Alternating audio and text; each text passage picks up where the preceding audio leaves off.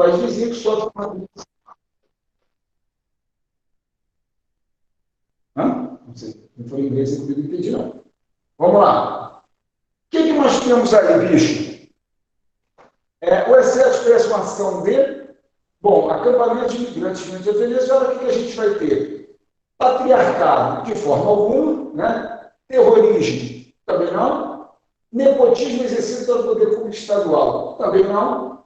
Coronelismo praticado por uma elite urbana, também não. E aqui a letra E. Xenofobia, né? Antipatia pelo que vem de fora.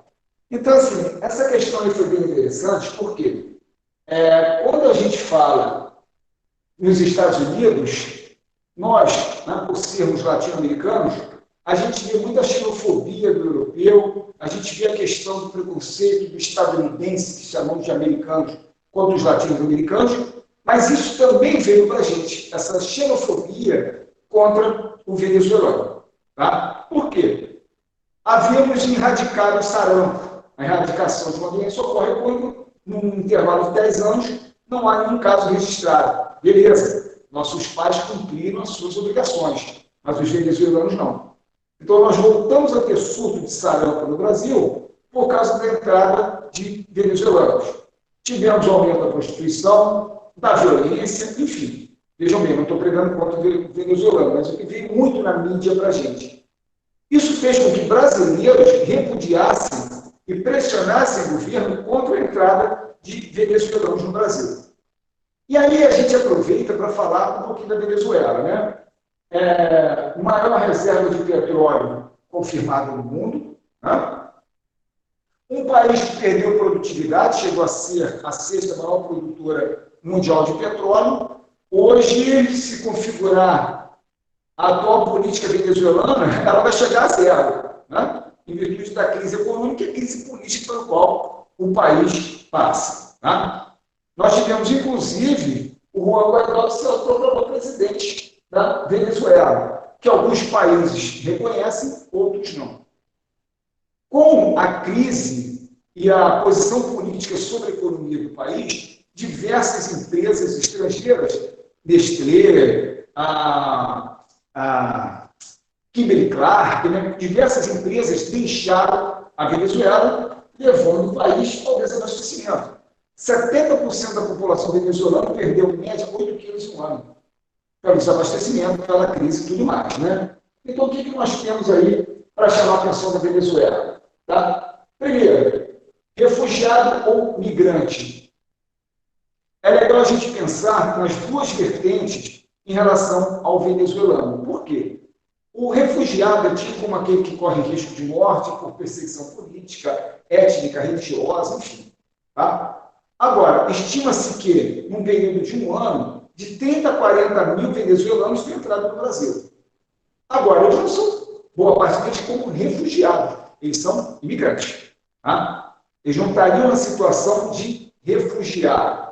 Agora, nós tivemos ativistas políticos que fugiram da Venezuela para o Brasil, porque seriam mortos. Eles seriam refugiados. O termo refugiado, em prova para a gente nos últimos anos, apareceu muito com a figura do sírio. O sírio, sim, a gente vê muito como refugiado. Ou ele seria morto pelos rebeldes, ou pelo exército regular sírio, ou pelo Estado Islâmico, ou por bombardeio americano ou russo. Né? Então, os caras eram refugiados. Mas boa parte dos venezuelanos, eles são imigrantes. Mas, Robert, e se colocar uma questão, a questão do refugiado venezuelano? A gente tem que estar preparado para os dois. Beleza? E aí, para fechar esse papo de Venezuela, tem aquela vertente que a gente gosta de ficar lembrando, essa questão da Guerra Fria. Então, com o crescimento, né, da importância da Rússia no cenário internacional, nós temos novamente os Estados Unidos e a Rússia se contrapondo em vários pontos, em várias questões da geopolítica mundial. Era mais feita na época do Barack Obama, né? Então, eles entraram em choque com a questão do Irã, entraram em choque com a questão da própria Síria, e mais recentemente com a Venezuela. Né? Quando nós tivemos aí os conflitos que morreram 2 centenas de pessoas nas manifestações da Venezuela, o Donald Trump chegou a dizer que talvez seria necessária uma intervenção na Venezuela para restabelecer a paz. E aí, bicho, depois do Putin já ter falado para o Barack Obama no Irã e na Síria que se ele fizesse isso, ele teria que arcar com as consequências. Dessa vez o Putin nem falou nada, né? Mandou um bombardeio estratégico para a Venezuela. Só que é uma aeronave capaz, né, de transportar. O slide está cortado, né? Ah, está ali. Uma aeronave capaz de transportar ogivas nucleares. Então, bicho, novamente nós tivemos ali um confronto entre os Estados Unidos, né, um confronto velado, Estados Unidos e Rússia, com a questão da América Latina. Então, nós temos hoje duas figuras no cenário internacional que buscam aumentar sua influência, inclusive no continente americano, que seria a Rússia e a China, né? A gente até brincava na época, quando falava assim, porra, o Maduro vai cair? Eu falei, não sei, pergunta para o Xi Jinping, né? Porque os milhões e milhões que a China manda para a Venezuela para ser paga em petróleo, coloca a China num patamar elevado dentro da geopolítica latino-americana. A Venezuela, apesar da crise, ela se configura como um país importante no cenário internacional em virtude do petróleo, que tem como parceiros a China e a Rússia. Beleza? Professor, fala, bicho. Em relação a imigrantes... Ah, tá, já foi respondido aqui, obrigado. Tá. O último slide aqui não está aparecendo, que eu acho que eu tinha que afastar um pouquinho aqui a câmera. Afastar um pouquinho aqui. Acho que agora foi. O último não estava aparecendo. Vamos lá. Outra questão para fechar da América Latina é que nós temos dois momentos aí nos últimos 10 anos para falar da América Latina, né? Primeiramente, o crescimento da esquerda no continente latino-americano. Então, assim, interessante que durante o governo Lula, 8 anos, mais 6 anos da Dilma, né, por 14 anos, essas questões eram enaltecidas. O crescimento dos governos de esquerda na América Latina. Não confunda com o comunismo, né? Você tem lá o presidente da França, Hollande, que era socialista, Michel Bachelet, socialista, enfim. Mas a gente está falando do crescimento do socialismo. E o que nós temos nos últimos anos é um processo inverso, né? A queda dos partidos socialistas no controle dos países latino-americanos. Eu vou ter esse slide para vocês fazendo esse comparativo, né? Os países que têm ou tiveram governos socialistas. Então, quando você pega o conjunto da América Latina, a maioria dos países tiveram governos socialistas. Nestor e a Cristina Kirchner, Lula, Pepe Mujica, você viu o Pepe Mujica, né? Era um governo de esquerda e deu ao Uruguai os melhores indicadores sociais da América Latina, né? Então, assim, o Chile com a Michelle Bachelet, enfim. Agora, isso vem mudando. Os partidos estão, os governos de esquerda estão paulatinamente caindo na América Latina. O próprio caso hoje do governo brasileiro, que viraria, digamos assim, uma questão importante para a gente lembrar disso. Mandei um mapa para vocês, inclusive um dos últimos países aí que caíram também com a questão do socialismo, né? A Bolívia. E aí você tinha o Evo Morales, desde 2006 no governo, né? Conseguiu, digamos assim, reverter a Constituição para concorrer a um quarto mandato, né? Ele ficou de 2006 a 2019 no governo da Bolívia. Cara, reduziu a pobreza, houve uma melhor distribuição de rendas no país, expropriou os bens da Petrobras do país, né, para a gente, digamos assim, não foi legal, porque com a nacionalização dos hidrocarbonetos no país, nós tivemos, digamos, um aumento de 100% do gás que a gente compra da Bolívia, né, que é extremamente importante para o país. Agora, bicho, depois de denúncias de eleições fraudulentas, ele já estava se declarando vencedor mesmo antes da contagem dos votos, né, o que, por sua vez, provocou manifestações no país. E quando a OEA, a Organização dos Estados Americanos, interviu, alegando, né, a possibilidade de fraude eleitorais e exigindo novas eleições, ele acabou, por pressão, renunciando. Ele havia perdido o apoio do exército, da polícia, né? Eles se recusaram a intervir nas manifestações que estavam ocorrendo no país. Pressionado, ele acabou deixando o governo. Não só o Evo Morales, mas o Evo Morales, o vice-presidente, o presidente do Senado, o presidente do Congresso, enfim, a cúpula do poder toda renunciou. Tá? E aí nós temos aí, né, a vice-presidente do Senado, a Janine Áñez, que assumiu atualmente o governo da Bolívia, enquanto novas eleições não ocorrem. Então, o último país aí que perdeu um presidente agora socialista foi o do Evo Morales na Bolívia. Beleza?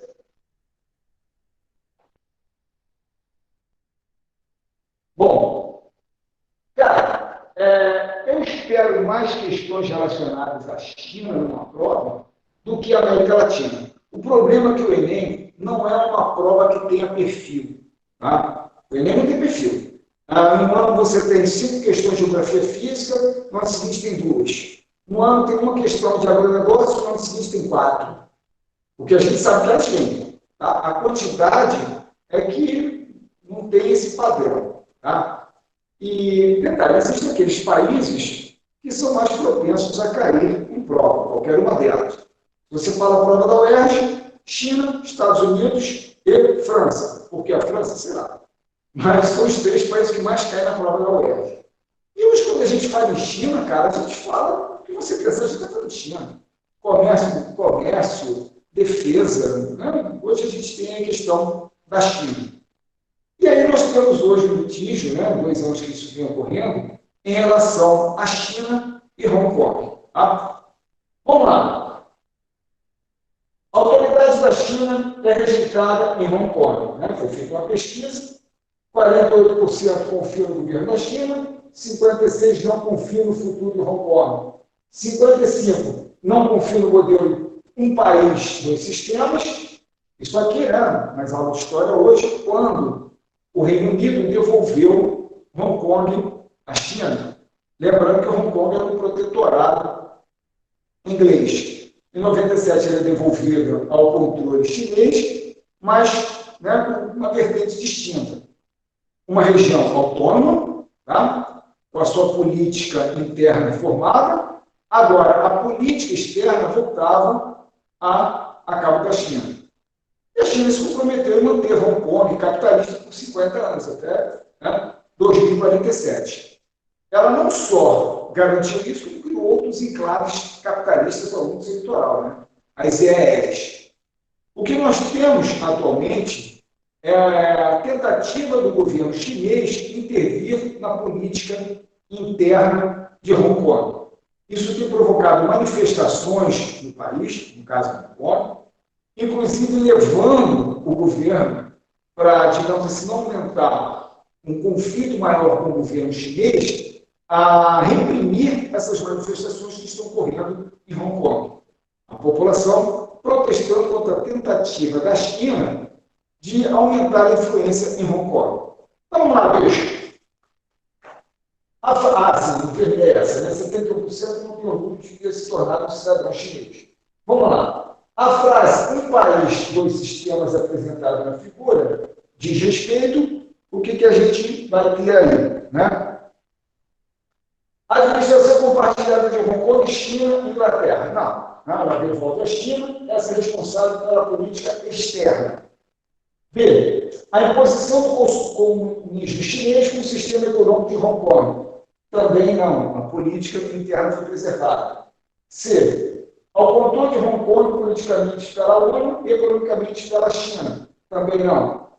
D. Ao alto grau de autonomia de Hong Kong em relação à China. E aí seria a letra D. Né? Letra E. Existência de 2 estados independentes em Hong Kong. Também não. O que a gente tem aí, bicho?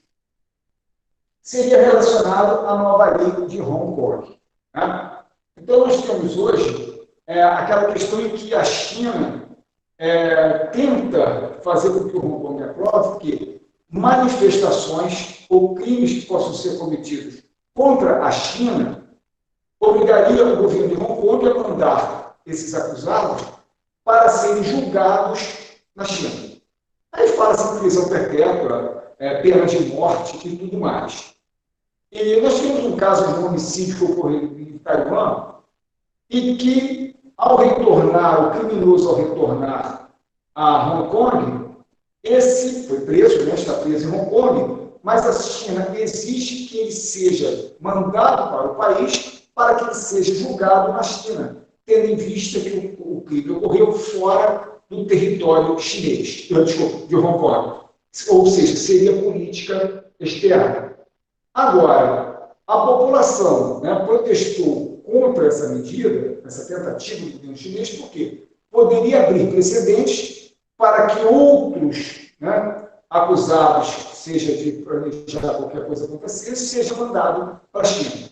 E aí, obviamente, nós temos aí o aumento dessas manifestações, inclusive com a população pedindo ajuda aos Estados Unidos para, digamos, pressionar a China. Né? Então, nós temos aí, qualquer tentativa de usar Hong Kong para intervir nos assuntos internos da China estará condenada a fracasso, afirmou nesta sexta-feira o embaixador chinês na ONU, dizendo junho, após uma videoconferência informal do Conselho de Segurança.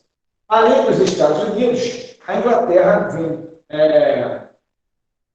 vem pressionando o governo chinês contra as medidas que a China tem tentado exercer sobre Hong Kong. Beleza?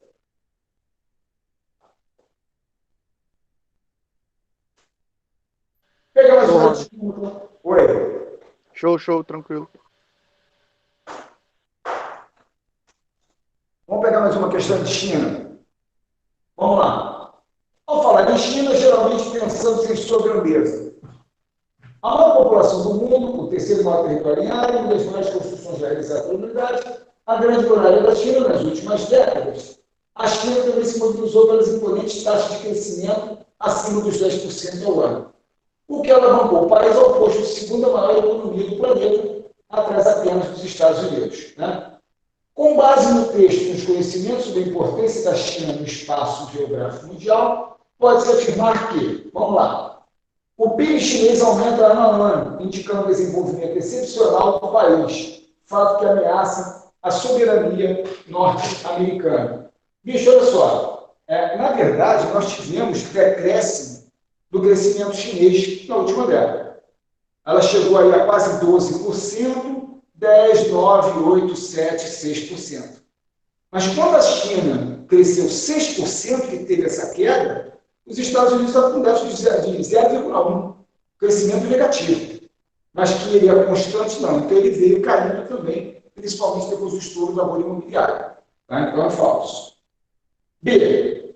A população do país, apesar do desenvolvimento econômico registrado, ainda é predominantemente rural. Não, tá? Nós temos hoje, ainda no país, algo em torno de 300 milhões de pessoas que ainda vivem no campo. Mas o problema sério que a China passou nas últimas 2 décadas foi o processo de urbanização.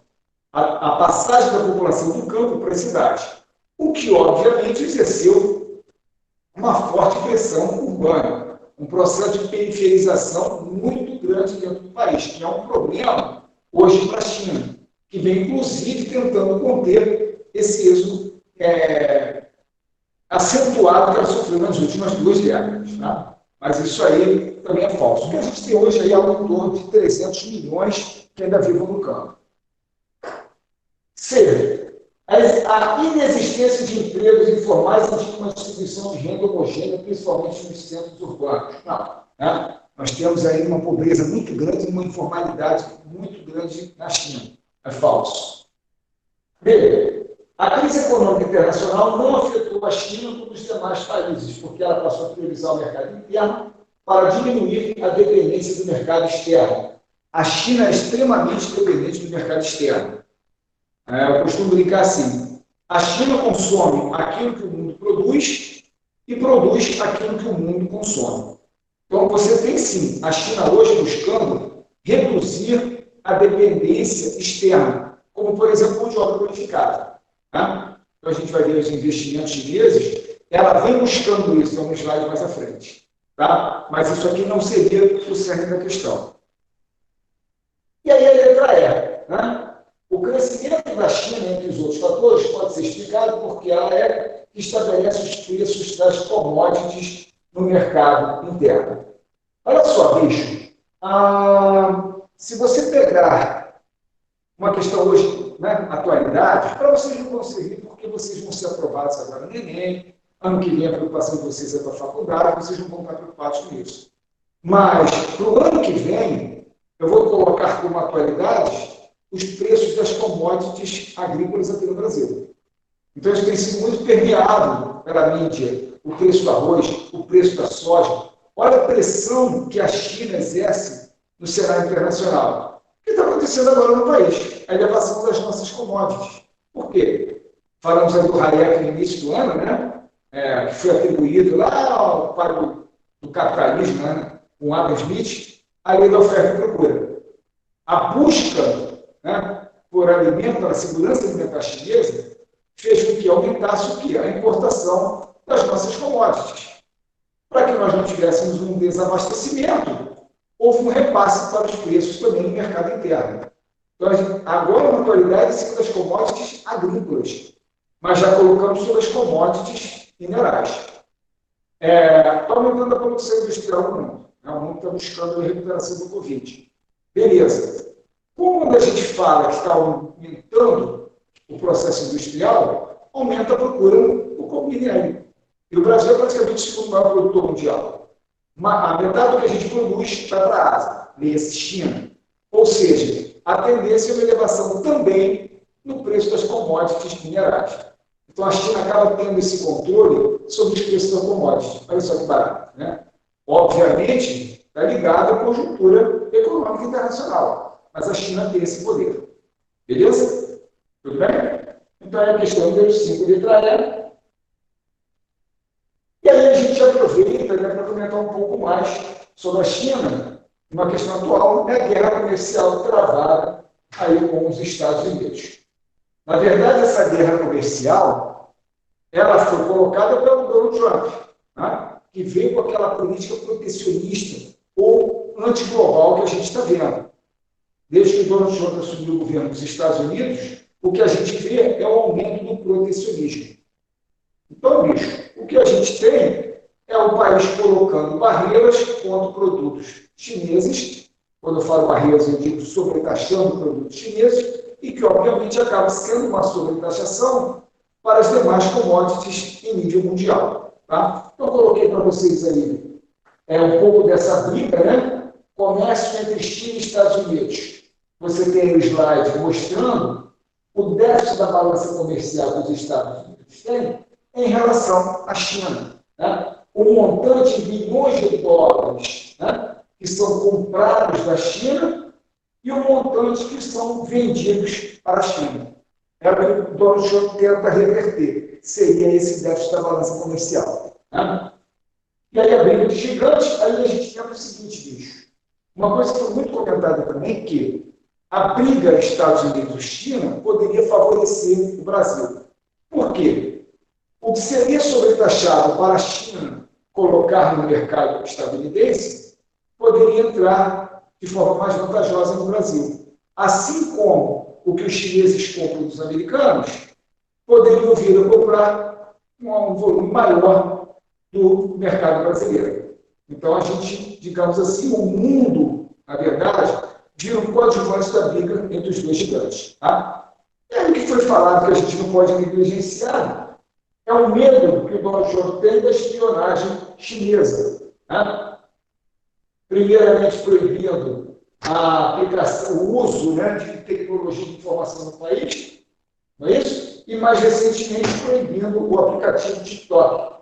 Isso aí em nome da segurança nacional. O Donald Trump alega que isso daqui seriam instrumentos da China para espionar a população estadunidense. Isso aqui são aqueles assuntos que são permeados na mídia que é legal a gente estar atento. Beleza? Protecionismo, né? Globalização, falei para vocês. Deixei um slide a mais aí para a gente lembrar, né? Protecionismo e desglobalização inspiram conspiram contra o crescimento mundial no médio prazo, porque reduz o apetite de investimentos das empresas com natureza global. Bom, vamos lá, gente. Uma ação tomada por alguns países que pode funcionar é proporcionar bolsas de estudo e empréstimo para aqueles que querem estudar em centros universitários fora do país, com a contrapartida de que, após a conclusão da faculdade, essas pessoas possam pagar ao governo, voltando e trabalhando no país de origem. Desburocratizar o exercício de certas profissões e incentivar centros de excelência também pode ajudar. As medidas governamentais descritas buscam conter a ocorrência do seguinte processo demográfico, né? Transferência de refugiados, não faz sentido. Deslocamento sazonal, é aquilo que eu falei com vocês, né? Aquelas opções que não figuram como resposta, mas a gente lembra. Essa migração sazonal, deslocamento sazonal, essa sazonalidade se refere a um período do ano. Então, é aquela migração em que o migrante ele retorna.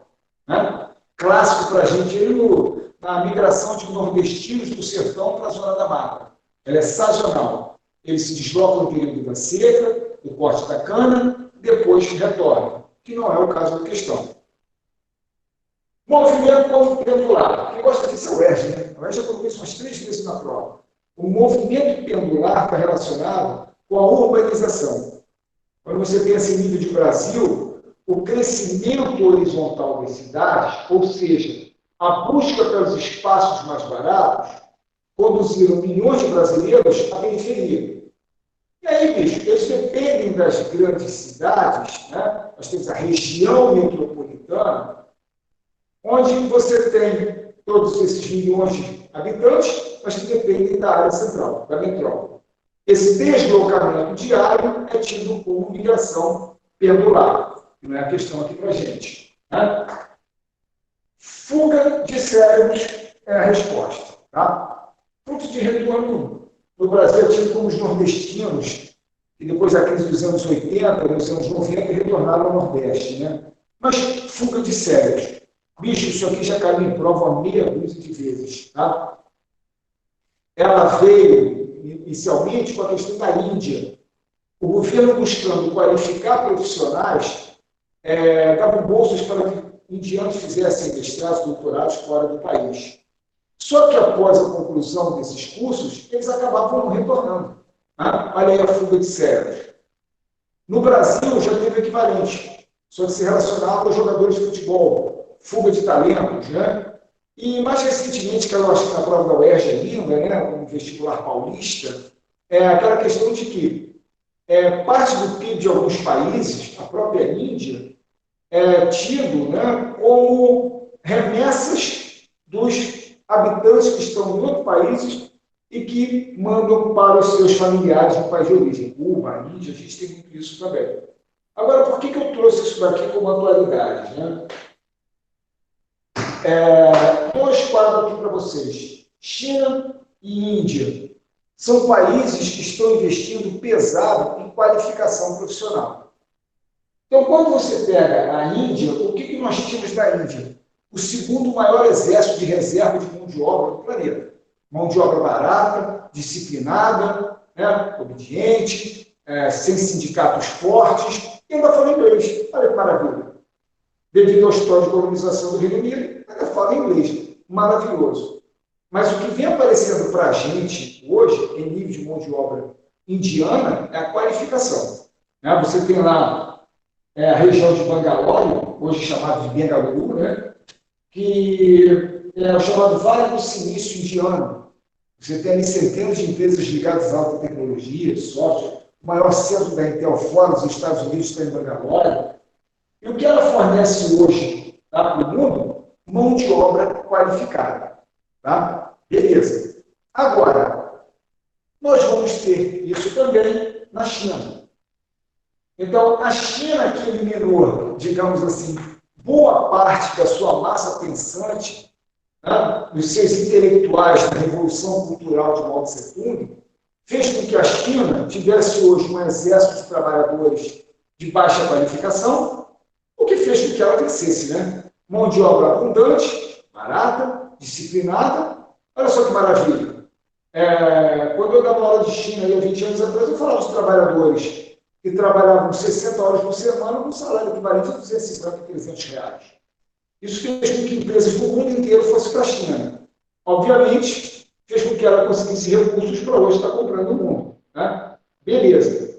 Agora, bicho, a China ainda é aquele lugar que pessoas qualificadas estão se deslocando para trabalhar, para ganhar dinheiro. Porque ela tem quem faça, mas tem que ter quem mande fazer. Mão de obra especializada. Então, técnicos, né, pessoas formadas no mundo inteiro, buscam a China como local para ganhar dinheiro. Beleza. Então, a China ainda depende dessa mão de obra qualificada. Mas isso vai ter tempo para a gente. Por quê? Ela está investindo pesadamente em educação. Então, desde da base até o ensino superior. Então, hoje você já encontra na China não mais aqueles jovens usando aquele uniforme caqui, né, aquela roupa padronizada do Mao Tse-tung. O que você encontra são jovens executivos para as ruas. O que, inclusive, se configura também como questão é que hoje, na verdade, o socialismo na China está no nome, né? No Partido Único, no governo central, é onde a gente viu o socialismo. Por quê? No mais do que você tinha da visão do socialismo como governo centralizado, sim. Né? Partido único, sim. Sociedade sem classes sociais. Opa, não mais. Você tem lá 300 milhões de miseráveis, ou seja, que vivem abaixo da linha de miséria, né? São as pessoas que vivem com menos de $2 por dia. Você tem aí mais 400 milhões que ganham aqueles salários baixos, e por aí vai. Hoje você tem chinês andando de Ferrari. Você tem hoje os chineses que buscam lucro. Então, essa característica econômica do socialismo já foi pulverizada dentro da China. Né? Então, hoje o país aí que investe pesadamente em educação. Beleza? Perguntas, senhores. Eu não consigo ver bem daqui e controlar o chat. Eu não tenho pergunta não, Roger. Tudo bem? Tá. Bom, isso aqui é legal, né, bicho? Um mundo de muros, as barreiras que decidem, um mundo cada vez mais interconectado tem erguido muros e cercas para bloquear aqueles que consideram desejáveis. Das 17 barreiras físicas existentes em 2001, passamos para 70 hoje. Algumas separam fronteiras, outras dividem a mesma população. Alguns criam refugiados, outros escondem a pobreza, ou o medo, né? Ou a guerra, ou a desigualdade, ou a mudança climática. Então, nós temos aqui a Península Coreana e aqui a Europa Centro-Ocidental. Né? Os objetivos prioritários para a construção das barreiras físicas apresentadas nos mapas 1 e 2 são o que a gente vai ter aí, né? Letra A, estratégia militar e política demográfica. Seria aí a opção. Tá? Se você pegar aqui a primeira, rivalidade étnica, não. É a mesma história da Alemanha Oriental Ocidental. Criou-se no pós-guerra um muro separando a população de partes distintas da Alemanha por uma política, uma ideologia política. Mas aqui é a etnia, né? Foi dividida dentro do contexto também de capitalistas e comunistas do pós-guerra, então não poderia ser. Antagonismo comercial. O que eles fazem aqui não é uma guerra comercial, também não é. Isolamento econômico e segurança ambiental. Bicho, hoje você tem uma política ambiental dentro da Europa voltada aí para o meio ambiente de poluição, de queima de combustíveis fósseis, né? Mas política ambiental separada da Europa? Também não, né? Não poderia ser. Separação étnica e controle ambiental, não, isso que a gente já falou aqui, né? Poderia ser. Aqui a gente tem estratégia militar, ainda teoricamente em guerra pelos dois países, e política demográfica.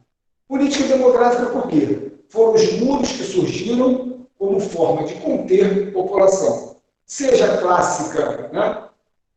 Separação alemã, o nosso foco aqui é o Enem, né? O resto que gosta de data, mas a gente lembra que ano passado nós tivemos a comemoração da queda do Muro de Berlim, né? Que separava aí a população pela ideologia capitalista comunista. Tá? Mas nós temos muros hoje que foram erguidos da noite para o dia para conter fluxos de refugiados.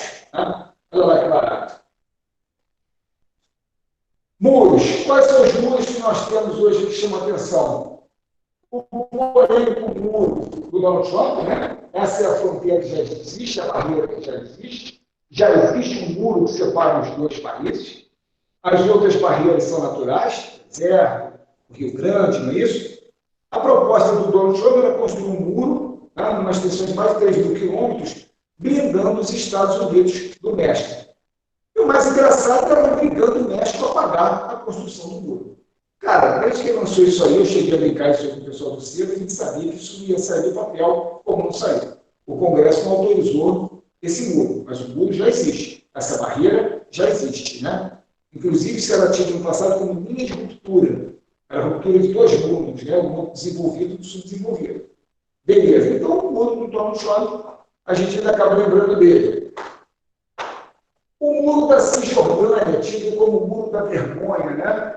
Com a separação do Estado palestino do Estado israelense, o que a gente vai ter ali? Israel construindo um muro cercando a Cisjordânia. Isso é, digamos assim, é uma questão latente de uma tentativa de paz entre árabes e judeus, porque Israel alega que se remover o muro poderia, digamos, fragilizar a segurança em Israel. Isso é chamado de muro da vergonha, o muro que cerca a Cisjordânia. Aqui, o paralelo 38 graus norte, né? Acho que não só vê aqui o nome, é a área desmilitarizada entre as duas Coreias. Só que é engraçado, ao mesmo tempo que falam que é uma área desmilitarizada, é a fronteira mais vigiada do mundo, né? É o paralelo 38 graus norte, separa as duas Coreias. Aqui é a Caxemira indiana, né? Aquela disputa da Caxemira pela Índia e pelo Paquistão, e essa aqui que foi a atualidade, saiu no início do ano, a Caxemira chinesa. Bicho, quando vocês veem a questão da Índia, né? A disputa da Caxemira, o que a gente tem de forma histórica é a disputa da Caxemira pela Índia e pelo Paquistão. A maior parte da Caxemira está do lado indiano. Só que 70% da população é de origem muçulmana, ligada ao Paquistão. Já entraram em guerra 2 vezes aquele papo todo. Agora, os conflitos e o aumento da presença militar hoje se dá com a Índia e a China.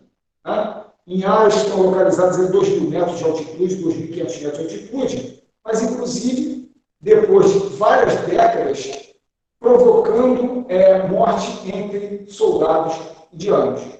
Alega-se hoje, né, acusam-se mutuamente, de 20 militares já terem morrido em conflitos entre indianos e chineses para aquela região. Aquilo aí hoje é um espaço que vem aumentando, digamos, a presença chinesa, porque seria um corredor da China para o Paquistão. Então, uma questão latente que a gente tem hoje ainda é entre a Índia e o Paquistão pela Caxemira, mas que esse ano aumentou por causa da China. Tá? Então, nós temos ali um aumento da presença militar disputando ali a Caxemira do lado chinês. Tá? Celta Melilla, Grécia, Turquia e Hungria, aquelas barreiras criadas para conter fluxo migratório. Tá? Celta e Melilla são enclaves ali no norte da África, são protetorados espanhóis ali na África, e são áreas que dariam, digamos, oportunidade ao africano de chegar até a Europa. Celta ali no Estreito de Gibraltar, né? Você tem ali Melilla mais ao leste, mas são enclaves espanhóis no continente africano. Então, devido à sua proximidade, são áreas latentes de imigrantes e refugiados na tentativa de chegar até a Europa. E a Hungria, né, bicho, criou muros da noite para o dia com a tentativa de conter o intenso fluxo de refugiados sírios que buscavam a Europa.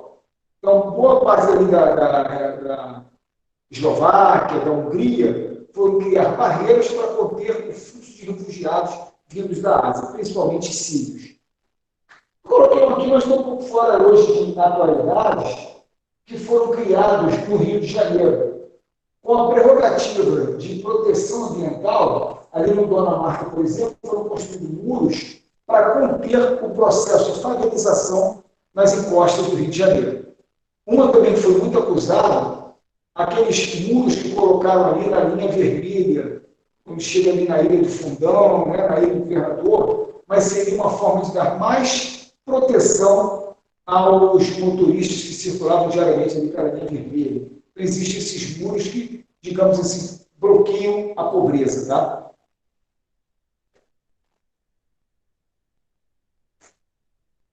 Olha uma outra para a gente bacana, né, gente? Analise o mapa a seguir e sobre as atividades sísmicas do Brasil. Eu vou inverter o primeiro aqui, né? Vocês devem ter visto esse ano a questão dos terremotos que têm assolado a região nordeste do Brasil. Na verdade, esses tremores de terras, eles são antigos. Tá? Há décadas que eles estão se tornando, aí, digamos assim, mais perceptíveis, mais intensos. O que a gente aprende, né, desde lá de trás, é o quê? Que o Brasil não tem terremoto porque está localizado no centro de uma placa tectônica. Lembra o seguinte, bicho, o Enem gosta muito de geografia física. O apelo hoje era mais trabalhar a questão de atualidades, né? Porque geografia física é geologia, geomorfologia, né? Relevo, todo aquele processo. Mas de forma rápida a gente lembra o seguinte, tá? Você tem a dorsal mesoatlântica, separação do continente sul-americano da África. Então você tem ali um processo divergente. Do outro lado, você tem um processo convergente. Surgimento da placa sul-americana com a placa dinástica. Surgimento, subducção, tremores e vulcanismo. Beleza. O Brasil, no centro de uma placa tectônica, estaria livre disso. Tá? Não muito. Por quê? Nós temos aqui dois processos. Tá? Nós temos a faixa do alinhamento transbrasiliano e nós temos a chamada acamação geológica. O que acontece, bicho? Nesse processo divergente, nessa separação, ocorre um deslocamento do magma da placa tectônica, provocando o quê? Chega a provocar essa vibração. Né? Você tem aí a propagação dessas ondas de acamação geológica. E aí, se você, né, faz um mapa mental e pega aí a região nordeste do Brasil, nós temos aqui, a gente vai ver que essa porção do nordeste é que está mais próxima da dorsal mesoatlântica, o que, obviamente, provoca essa vibração e esses tremores. Então, para quem estudou comigo no início do ano, que a gente falou de geologia, eu digo o seguinte, oficialmente o Brasil não tem terremoto, por quê? Porque terremoto é provocado pelo alívio de tensão geológica. Duas placas, né, sendo forçadas uma contra a outra, a liberação de energia provocando terremoto. O Brasil não teria esse processo. Porém, nós temos esses abalos sísmicos no Nordeste do Brasil. Oficialmente nós não temos, mas estamos sofrendo com isso. E aí, esse ano, né, cara, nós tivemos aí vários tremores da região sul-nordeste. Terremoto assusta moradores da Bahia, né? Você vê aí a magnitude, enfim. E até então não tem laudo definitivo para esses tremores, né? Sabemos que esse fenômeno é causado pela dinâmica interna do planeta, uma movimentação de placas gerando liberação de energia e resultando no terremoto. Mas apontar uma causa específica para essa sequência de tremores ainda não é possível. Agora é o momento de pesquisar. Então, os caras estão vendo isso daqui. O Brasil não é formado por orogenia. O Brasil é formado por epirogenia. Mas nós tivemos aqui alguns dobramentos do pré-cambriano. Tá? Aluno do cedo tem isso anotado, tem esse slide. Para quem não é, né, pegando com a gente, é legal vocês lembrarem disso. As eras geológicas importantes aqui no Brasil. Pré-cambriano, Mesozoico e Cenozoico. Tá? Então, bicho, lá no pré-cambriano nós ainda temos essa movimentação. E mais ainda, nós temos aí o chamado lineamento transbrasiliano. Esse lineamento geológico, ele praticamente divide o Brasil em dois. A continuidade dele está lá na África, né? Mas invertido devido à movimentação dos continentes. Então, isso aqui é mais uma comprovação geológica da união entre África e América do Sul. Então, vamos ver aí o lineamento transbrasiliano. Vamos lá. Ainda que o Brasil não esteja coisas sujeitas a fortes tremores, esses eventos são frequentes no país. Isso aí é verdadeiro, tá, bicho? Isso aí tá certo. Vamos lá. 2. O maior tremor no Brasil foi registrado no norte da região sul, em 1955, chegou a atingir a magnitude de 6,6 na escala Richter. Bicho, nós tivemos esse tremor em 1955, mas foi na Serra do Trumbador, no Mato Grosso do Sul. Inclusive, nós não tivemos nem testemunhos oculares, né? Era uma região vazia, pessoas a dezenas de quilômetros ouviram o estrondo, mas, digamos assim, não provocou destruição, porque era uma área vazia. Então, nós tivemos esse evento, mas foi em 55, na Serra do Trombador, no Mato Grosso do Sul. Geografia complicada, né? Você vê que nos livros didáticos não trazem isso. Mas isso aqui é falso. O Brasil está localizado no centro da plataforma sul-americana e, como tal, o registro cívico equivale aos dos países andinos. Falso. Os países andinos estão na faixa de convergência de placa. 4. O lineamento transbrasiliano é uma faixa de instabilidade geológica e que atinge os estados do centro-oeste, norte e nordeste. Isso aí é verdadeiro, tá? Então, aqui, opção, letra A, 1 e 4. E aí, bicho, vocês que têm um tempinho, tá? Até o Enem, pessoal do curso, a gente vai rever isso aí, outubro, novembro, a gente está revendo isso. Para quem não é legal você ver isso daí, tá, bicho? Não esqueça que a base geológica do território brasileiro e geomorfológica. Isso aí a gente sabe que cai no Enem, tá?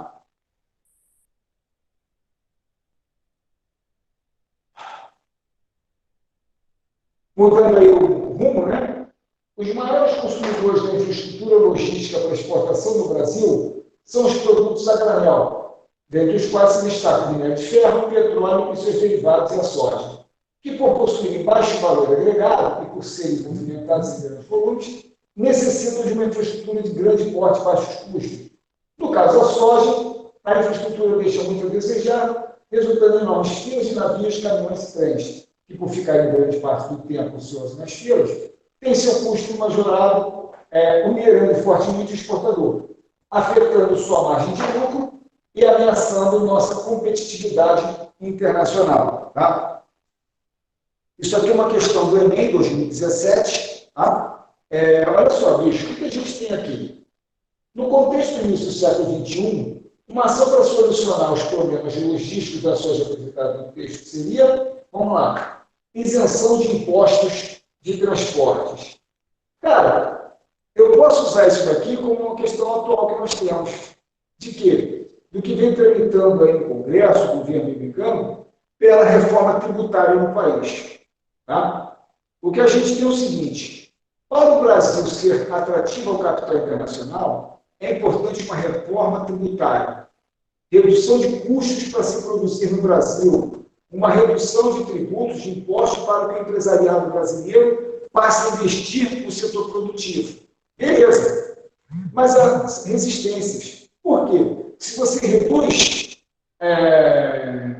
tributos, você também vai diminuir no primeiro momento, né, no curto prazo, a arrecadação.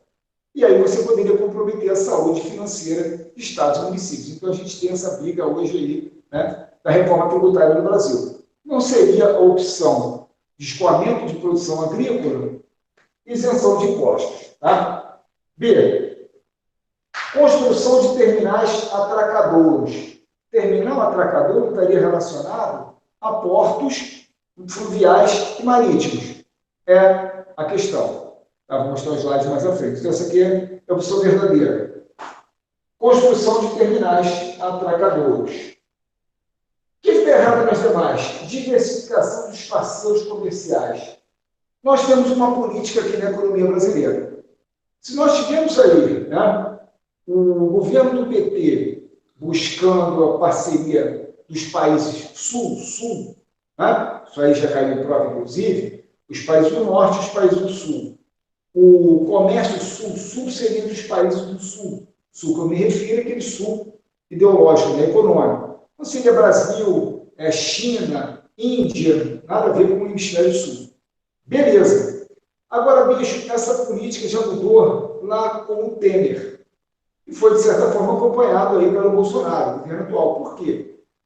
O que alega-se é que essa parceria tem dado ao Brasil o aumento das exportações de commodities primários, ou seja, produtos de baixo valor agregado. Então, o Brasil é um dos maiores exportadores de commodities do mundo, mas precisamos comprar produtos industrializados, manufaturados, que são mais caros. Então, buscar os parceiros clássicos dos países desenvolvidos daria ao Brasil, por exemplo, a capacidade de exportar produto com maior valor agregado. É uma questão legal para a gente lembrar da economia mundial. Tá? Bom, contratação de trabalhadores portuários. Isso é o chamado desemprego estrutural. Com o desenvolvimento tecnológico, o que nós temos, na verdade, é a liberação de mão de obra. O homem vem sendo substituído pela máquina, pela automação. Então, o estivador, né, para transportar soja, não. Isso ficou lá nos anos 40, 50. Intensificação do policiamento nas rodovias. Cara, assim, uma questão de violência, esse Estado não tem nada a ver com escoar soja e minério, nem derruba minério, né? Vamos lá. Então, aqui, construção de terminais atracadouros. Bom, o que a gente tem de atualidade? Os sistemas que vêm sendo desenvolvidos no Brasil para escoar soja, né? Hidrovia e ferrovias. Aí entraria o quê? O discurso de, efetivamente, depois de 30 anos, concluir a ferrovia Norte-Sul, né? Ligando aí, na verdade, seria aquela região de central, ali, ligando ali São Paulo ao Mato Grosso, né, bicho?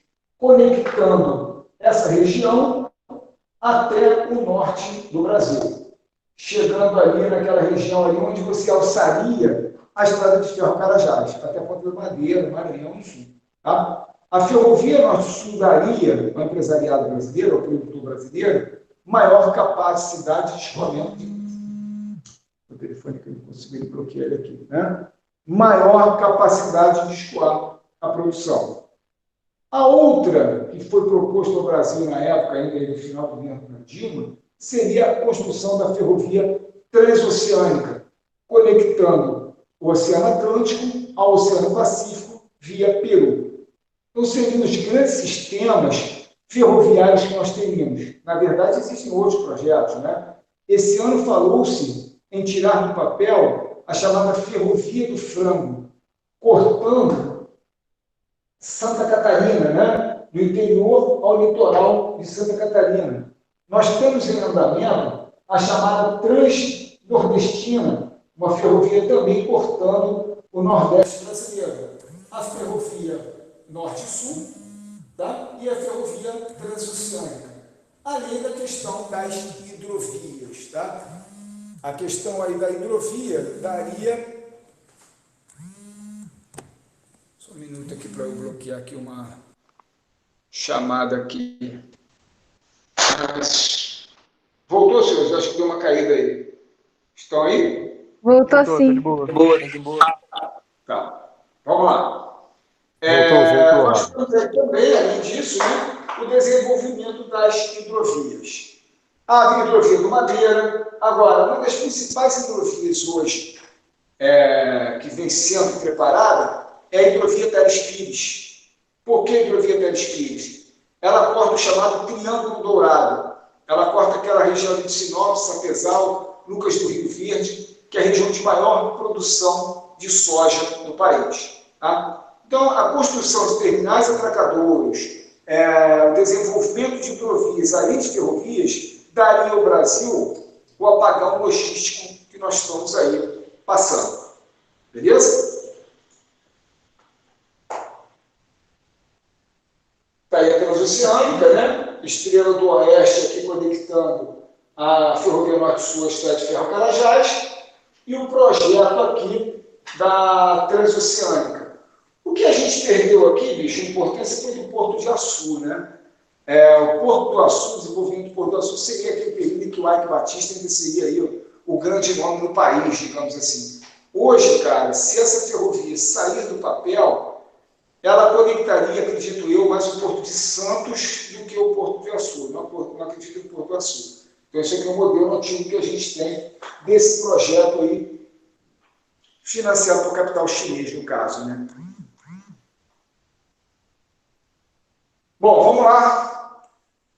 Atualmente não se pode identificar o espaço rural apenas com agropecuária, pois no campo não há somente essa atividade, embora ela possa ser mais importante na maioria das regiões situadas no interior do país.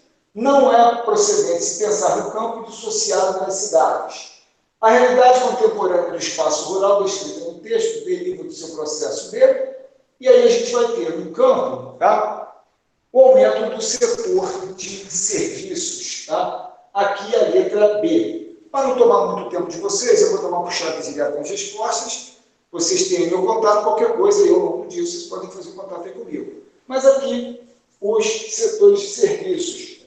Aí a gente vai lembrar o seguinte, bicho, atividades não agrícolas no campo. Vem aumentando em vestibulares, tá? Vestibular paulista. Quando eu falo em vestibular paulista, lembre-se que o Enem acaba fazendo muita adaptação de concursos, mas de vestibulares de São Paulo, né? E a gente tem assim hoje no campo a chamada refuncionalização do espaço. Você tem no campo hoje as áreas de produção intensiva do agronegócio, você tem as áreas da agricultura familiar, lembrando que a agricultura familiar ela abastece 70% da população brasileira, a cesta básica, e você vai tendo aquelas áreas degradadas que vão perdendo a capacidade produtiva de se manter, né, no sistema produtivo, em que muitas hoje buscam o quê? O entretenimento. Ou, como já apareceu para a gente, atividades do setor terciário, de serviços. Então é legal a gente lembrar disso, né, bicho? Isso vem aumentando esse apelo pelo contato da população urbana com o campo, transformando o campo em área de entretenimento. Tá? Vamos lá. Decreto federal que regulamenta a Lei de Política Nacional sobre Mudança do Clima no Brasil projeta que as emissões nacionais de gás de efeito estufa serão de 3,236 milhões.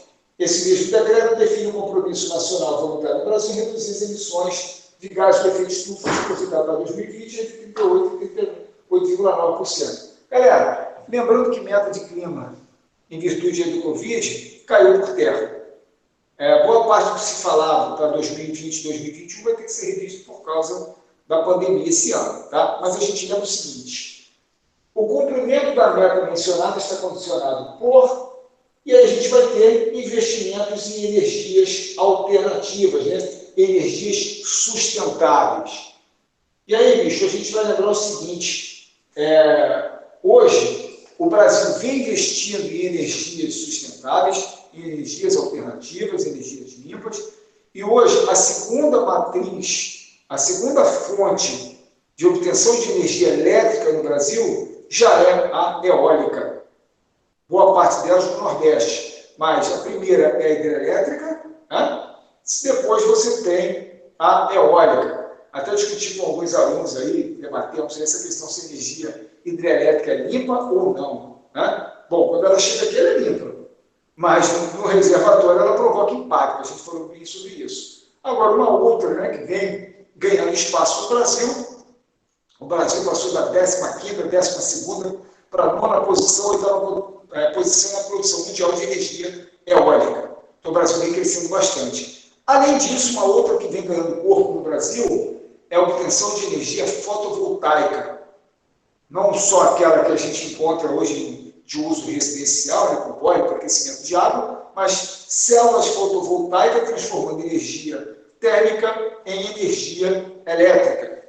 E aí a gente tem, né, em Minas Gerais, o maior produtor brasileiro, tá? Continua ainda, esses dados de 2017 mas continuam, mas nós temos projetos hoje de usinas fotovoltaicas, inclusive flutuantes, como esse modelo aqui, que foi instalado sobre o reservatório do Rio São Francisco. Tem áreas de reservatório, inclusive, estão aproveitando para fazer essas usinas. Então, a gente vem ganhando, hoje no Brasil, uma melhoria ambiental com desenvolvimento de energias alternativas. Nesse caso, eu chamaria a atenção de vocês da energia eólica. Tá? Bom, eu vou deixar essas questões para as questões, eu vou adiantar um pouquinho com vocês, tá? Vou passar o gabarito. É importante que, se vocês tiverem dúvidas, né, vocês tenham meu contato, a gente pode conversar aí ao longo do dia, mas para não exceder muito tempo de vocês, eu diria o seguinte: existem aqueles assuntos clássicos que são importantes para a gente lembrar. Tá? Então, nós temos aqui uma relacionada a rios voadores. Né? Os rios voadores são cursos de água atmosféricos formados por massas de ar carregadas de vapor de água, e muitas vezes acompanhados por nuvens e provenientes pelos ventos. Essas correntes de ar invisíveis produzem chuvas abundantes em grande parte do Brasil. O fenômeno atmosférico está aqui associado a letra C, água liberada pela floresta amazônica para a atmosfera em forma de vapor e transportada pelas correntes de ar. Galera, olha só, lembre-se que massas de ar, geografia física é muito importante para o Enem, tá? Como eu estou falando aqui em atualidade, eu não espero que essa imagem aqui caia na prova de vocês, até porque a prova de vocês já está pronta, a prova do Enem está pronta. Aqui você tem, numa sequência da primeira quinzena de setembro, o deslocamento da massa de ar. Isso aqui é normal. Está aqui, ó. Olha a carta sinótica aqui. Então você vai lembrar que aqui nós temos a chamada zona de convergência do Atlântico Sul, uma zona de baixa pressão, que em relação a essa baixa pressão, nós temos alta pressão sobre o território brasileiro. Logo, essas massas úmidas são atraídas para essa zona de baixa pressão. São aquelas chuvas que cruzam o território brasileiro, saindo da Amazônia, cruzando o centro-oeste, aonde estão os celeiros, o celeiro brasileiro, a grande produção brasileira. Agora, existem fenômenos climatológicos, a gente não sabe explicar, que em alguns momentos há uma escassez de chuva sobre o país. Há uma redução da pluviosidade, como a que atingiu o Brasil no ano passado para esse ano. Não foi El Niño, La Niña, não foi nada. Mas tivemos a redução da pluviosidade. E a consequência ambiental, ambiental e econômica, ela foi muito grande. Por quê? Ela provocou uma forte estiagem no Brasil Central, né? Pantanal, aquela região ali de Goiás, colocando em xeque não só a natureza, mas também o quê? A agricultura. Tivemos quebra de safra da produção familiar, da pecuária, enfim. Além disso, cara, o que vem ocorrendo no Brasil constantemente, historicamente no Brasil, que são as queimadas. Galera, essas queimadas que nós estamos tendo em recordes do Pantanal, da Amazônia, elas não vão cair na prova também. Poderia fragilizar, digamos, a ação do governo. O governo foi lá queimar. Mas o que o governo fez para que não queimasse? Mas a gente pode lembrar o seguinte: isso aqui é histórico no Brasil. É cíclico. Todo ano nós temos queimado. Ano passado bateu recorde. Esse ano batemos o recorde do ano passado. Então nós poderíamos ter uma questão em cima dessa, alegando o quê? Uma questão natural. As massas de ar no inverno se invertem, tá? O disco solar se desloca para o hemisfério norte, ocorrendo uma estiagem aqui no Brasil. Por quê? Quando chega no inverno, essa zona de convergência, ela passa por essa faixa. Então, nós não temos mais esse deslocamento. Ela fica concentrada aqui, levando a forte estiagem ao Brasil Central. Estiagem essa que não permitiu que as águas voltassem ao Pantanal e favorecessem as queimadas. Essa imagem aqui, bicho, é uma imagem de satélite que mostra o quê? A fumaça sendo carregada, né, no sistema aqui onde nós temos a animação por dia de ocorrência, cruzando o Brasil. Então, as queimadas foram tão intensas que você tem o deslocamento dessa fumaça para o território brasileiro, atraída pela zona de convergência do Atlântico Sul. Tá? E aí, bicho, a gente vai lembrar o seguinte: nós temos aqui uma questão que trata da temperatura em vários pontos do Brasil. Né? No dia que foram colhidos os dados meteorológicos apresentados, qual fator climatológico foi determinante para explicar os índices de umidade relativa do ar nas regiões nordeste e sul do Brasil? E aí nós temos aqui a letra C: massas de ar que provocam precipitações. Então, nós sabemos, né, que as massas polares acabam trazendo umidade, reduzindo a reduzindo a temperatura. Vocês estão vendo isso hoje aqui, né? Vocês estão vendo que nós temos aí um vento sul, então a frente fria chegando. Deve provocar uma leve pluviosidade aqui no sudeste, derrubando a temperatura. É a questão que vocês acabaram de ver aqui, tá?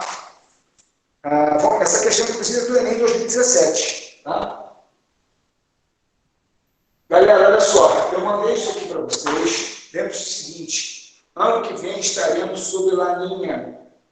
Deixamos aí os piores El Niño dos últimos 100 anos, ele acabou em 2015, e a gente está entrando aí com Laninha. Laninha provoca mudança drástica no sul do Brasil, estiagem, e no Nordeste, aumento da pluviosidade.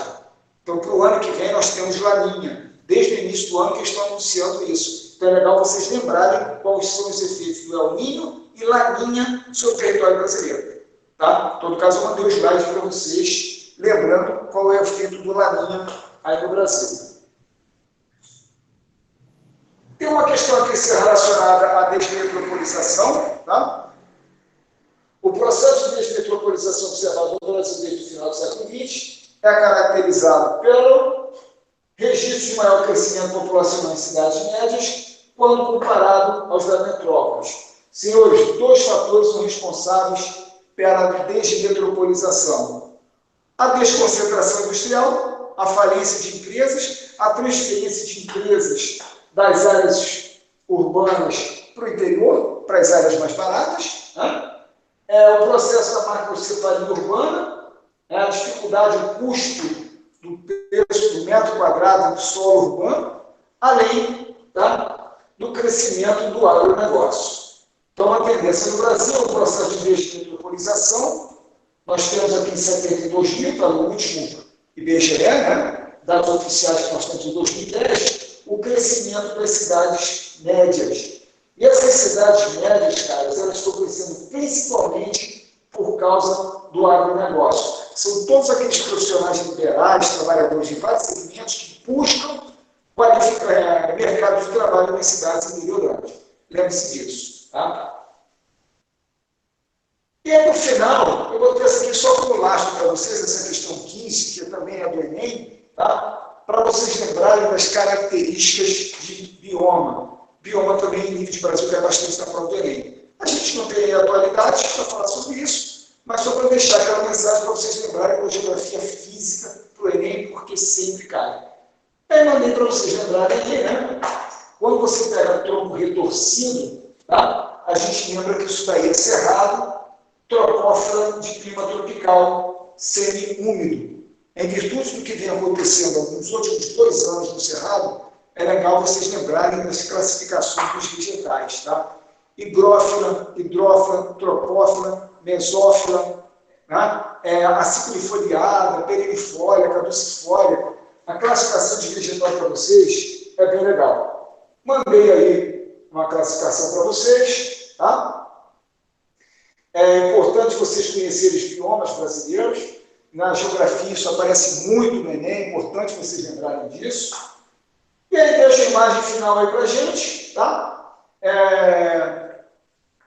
Procurando nesse tempo trabalhar o máximo de informação possível, a gente não teve aquela questão como a gente tem presencial de brincar, de poder dar uma relaxada, de puxar um assunto mais. Eu procurei ser aí, digamos, enfático nas questões nesse tempo que a gente tinha, tá? Galera, se tiverem dúvidas aí, vocês têm o meu contato, mandem para mim que eu falo com vocês ao longo do dia. Agradeço aí a presença de vocês. Espero ainda até o final do ano ter esse contato com vocês. Tá? Foi um prazer. Obrigado aí pela presença de vocês. Valeu, Robert. Muito obrigado. Pergunta, comentário? Muito obrigado pela aula, por dispor aí do seu tempo para transmitir conhecimento para a galera. Eles já estão com os slides. Assim que você me mandar o gabarito, eu disponibilizo para eles também. Então, galera, muito obrigado pela presença, obrigado ao professor. Eu não pude ficar aqui passando os slides de determinado período, mas você tem os slides, todo mundo tem, na verdade, os slides. Então, assim, tá difícil para todo mundo, mas a gente está se esforçando. O professor está aí, ó, no sábado de sol, que podia estar brincando com a filha, mas disponibilizou para vocês, o professor Léo Porto também. As filhas do Léo Porto estão aí, do seu lado, Robert, em Iguaba. Ele gentilmente ficou em Niterói e só saiu de lá depois da aula. Me avisou agora que chegou aqui em Iguaba. Então a gente está tentando se esforçar, está difícil para vocês, está difícil para a gente também. Robert, obrigado mais uma vez, tá? Eu que agradeço a oportunidade de estar com a galera aí, tá? Bem legal. E aí na próxima semana a gente vai ter português com o professor convidado João, amigo meu do Rio, e o professor Cássio de História. E na outra semana a gente tem matemática com o professor Link, também amigo meu do Rio, da aula em Ipanema, Niterói, Copacabana. E comigo, né? Finalmente vai ter aula de Química. Robert, obrigado, tá? Mais uma vez. Valeu, gente. Boa Páscoa aí para todos. Tamo junto, galera. Abraço. Valeu, Rob. Boa aula, valeu.